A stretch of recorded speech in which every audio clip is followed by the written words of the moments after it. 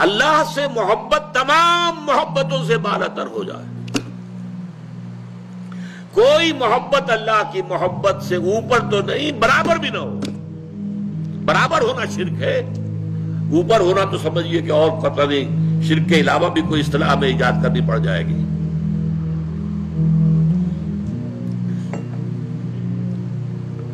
سورہ بقرہ میں فرمایا وَمِنَ النَّاسِ مَن يَتَّخِذُ مِن دُونِ اللَّهِ أَندَادًا يُحِبُّونَهُم كَحُبِّ اللَّهِ وَالَّذِينَ آمَنُوا أَشَدُّ حُبًّا لِلَّهِ.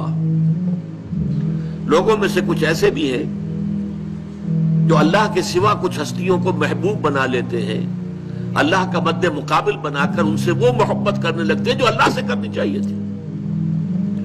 وَالَّذِينَ آمَنُوا أَشَدُّ حُبًّا لِلَّهِ، اور جو واقعتاً اہل ایمان ہیں وہ شدید ترین محبت کرتے ہیں اللہ کے ساتھ. تو قرآن یہ نہیں کہتا کہ آپ والدین سے محبت نہ کریں، کرو، لیکن والدین کی محبت اللہ کی محبت کے برابر نہ ہو جائے، اس سے بڑھ نہ جائے. اولاد سے محبت کرو، اولاد کی محبت اللہ کی محبت سے بڑھ نہ جائے.